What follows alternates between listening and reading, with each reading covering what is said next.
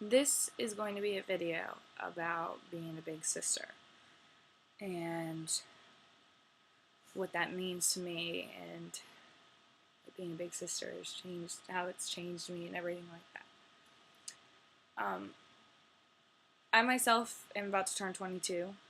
I've got a 17-year-old brother, and I've got a younger brother who later this winter will be turning 13, which is entirely insane. I cannot believe they're this big. I cannot believe that they're this old. I cannot believe I'm getting old. I'm okay with getting old, but I'm not okay with my brothers getting old. I wish that they would just remain in their little, like, 3-year-old, like 8-year-old packages they were. Like, I watched this video of them the other day. It was a video we had of my dad and all of us, my aunt, sisters, and it was like 2 months before we found out that he was sick. And so you got me at 12, about to turn 13. My one brother's 8, my other brother's 3. And I watched that, and it's kind of like this break of innocence for me. And it absolutely tears me apart.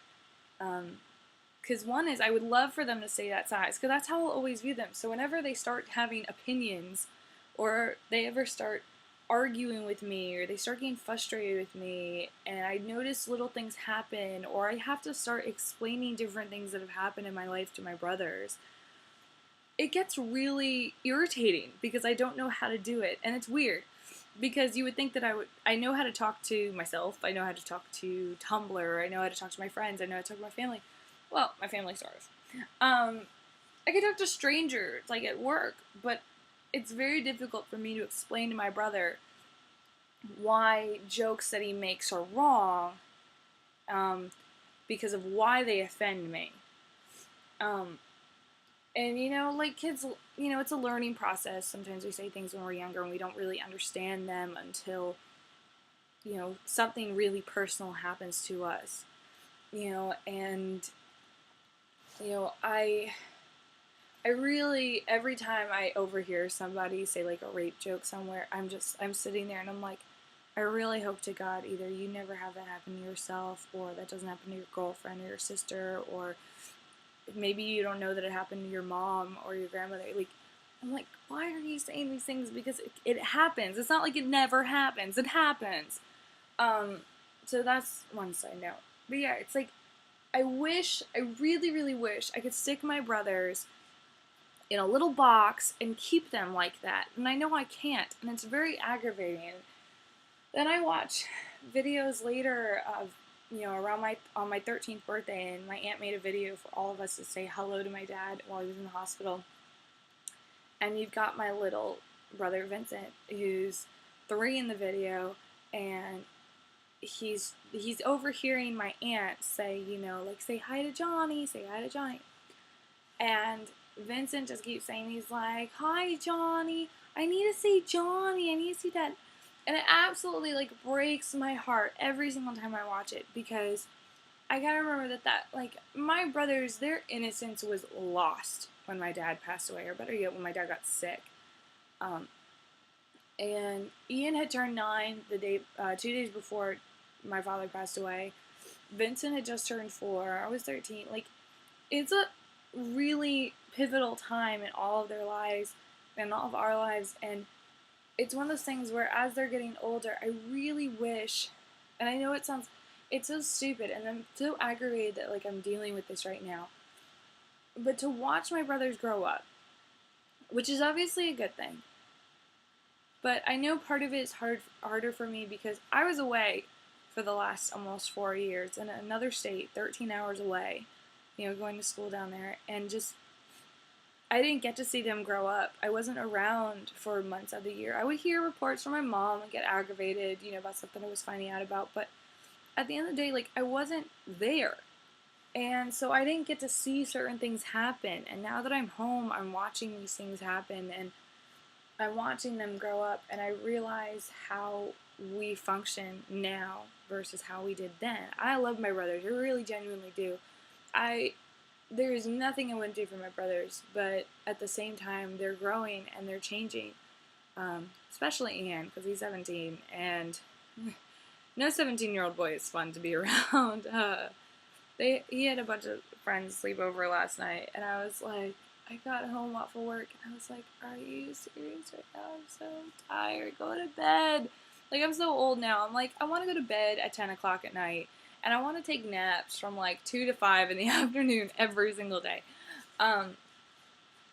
But it's weird because I'm watching him grow and I'm watching him develop and I'm seeing how he's taking certain things seriously and taking other things not so seriously. And I see my brother's personalities growing and being shaped. And I usually, when my brothers and I fight, one thing I always go back to is I said, I really hope to God you never have to experience the things that I have. Our one common denominator is dad. And other, family business that he knows about but he doesn't really understand. But there are certain things in my life that it's very difficult for me to share with my brothers. It's very difficult for me to share with my family. Having to explain my tattoo to my aunt a couple weeks ago, explain to her why I had to get a tattoo again, even though I had promised my grandfather before he passed away that I would never get another tattoo. But yeah, like having to explain that, my brother then gives me like this dirty look if I'm explaining something to him, because obviously I'm explaining something in such a way because I understand it and because I know it. And he gives me a look, he goes, no, you wouldn't. And he's joking and he's being half funny, but at the same time he's being serious. And he's like, oh my gosh, if this was true, and it reminds me very much so about how I overreacted to certain things back when I was like 15, beginning of high school. Back when I used to freak out over every little thing that my friends were doing. Oh my gosh, you were smoking? Oh my gosh, you're drinking? You're sleeping around? You're having sex? Or, I mean, like every little thing in the book, what do you mean you don't want to go to college? What do you mean you want to do this? What do you mean you're gay? I don't understand. Like, that was how I was at some point during my life, which is very sad to say, that I was that way. I was very confused, and I didn't know how to react to hearing certain things. Like, I knew about it, and I would always be like, oh, yay, guys, let's fight against cutting. Cutting's a horrible thing. Let's never cut, guys. Just, be happy and tell people if you're getting hurt and if you're hurting yourself. And then when you finally learn that, like, your best friend, is cutting or is being depressive or is suicidal, that's one thing, and how you react to that, because suddenly this isn't something that's just kind of happening off in a distance. It's getting flung right in your face. And then even better yet, when it happens to you and you're that person who's in her dark corner in the middle of the night and can't stop crying, and the only thing that's going to calm her down is a blade. Like, it's a horrible place to be in. And once you finally are in that person's shoes and you finally understand, everything else makes sense. And it's weird because I'm watching my brothers do this. I've known that my brothers were growing up for years. And then for me to actually see it happening before my eyes, like, it's very hard for me to accept. It's something that's very hard for me to understand. And I find it odd that I'm experiencing this now. And I know things would be different had I gone to college in town or even like an hour or two away and I was home every weekend, No, I packed up I packed up all my shit and I left. I had no intention of staying in New York. I had no intention of being around my family for college. I had my own personal issues, my own personal demons I wanted to sort out, and so I packed up and I left. And it was the best thing that ever happened to me personally, and it gave me some family members a chance to kind of like let off some steam from each other, because we couldn't be under tight corners. But to witness all the stuff that's happening with my brothers, as much as I want my brothers to understand what it means for someone,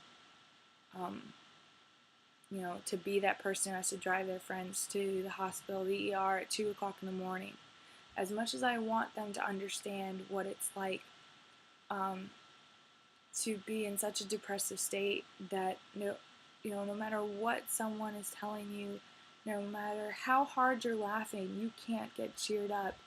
no matter, you know, what wonderful things are happening, like, nothing really feels better than cutting, or, you know, food suddenly becomes your crutch, you know, just, you know, I don't want them, you know, as much as I would like them to understand what it's like to sit in a police station with your friends as they're trying to report a rape, or as you're having to go before a school council and report a student, as much as I would love for them to understand this stuff, I don't. I want to be that big sister that keeps them in a box and protects them from every bad thing that could ever go wrong, because I couldn't protect them from our dad passing away, and I couldn't protect them from bullies, and I couldn't protect them from just like nasty kids, because kids are nasty in middle school and high school. Ugh. I will never go to my high school reunion for a lot of reasons. I will never go to a middle school reunion. Well, I went to several middle schools and several high schools, so there's that too. But I wish I could just stick them in a box. And I know part of it is because, like, my one brother's, his friend, older sister is pregnant, and she's like 17 or 18, excuse me, 17 or 18, and she's getting married tonight because she's pregnant. Now, I have my own personal opinion on what I would do if I was in that situation, but my brother, being the kind-hearted soul that he is, gets together with the boyfriend's friends and all, you know, her siblings and everything like that, and they throw him like a little bachelor party. And so they just stayed up all night, you know, eating junk food, watching movies, playing video games. My brother brings over like Animal House. And that's just how my brother is. You know, he's this kind-hearted soul. Both of them are. But it's one of those things that I'm like, can I just like keep you in a box and, you know, let you do everything that you want to do? And can't you just kind of grow on your own? You know? But he's not, you know, my brothers aren't house plants. They can't just sit in, you know, a little pot and just sit inside all day and, you know, like come out when the sun's out. You know, they can't be like that. They need to grow and they need to flourish and they need to understand things. And my brothers are going to get hurt. You know, my brothers are going to cry. We're going to fight. We're going to argue. But I love them more than anything. And I just wish that I could protect them from certain things out in this world. But I also know that as a big sister, I've also got to be there for them when these bad things happen, and to sit back and hug them and tell them that I love them and that I support them and that everything's going to be okay, even though, you know, I've been in a shithole too and it felt like it was the end of the world. I just know that I've got to, you know, be that person for them, you know, when the time is right, because I can't keep them in a box. I can't keep them locked up in a bubble or locked up in a room for the rest of their lives. It's not possible. It didn't work for me. It's never going to work for anybody, so that's that. Yeah, I love my brothers. I really, really do. And things were so much simpler when I was 12 and they were 8 and 3. Really, really were. Yeah,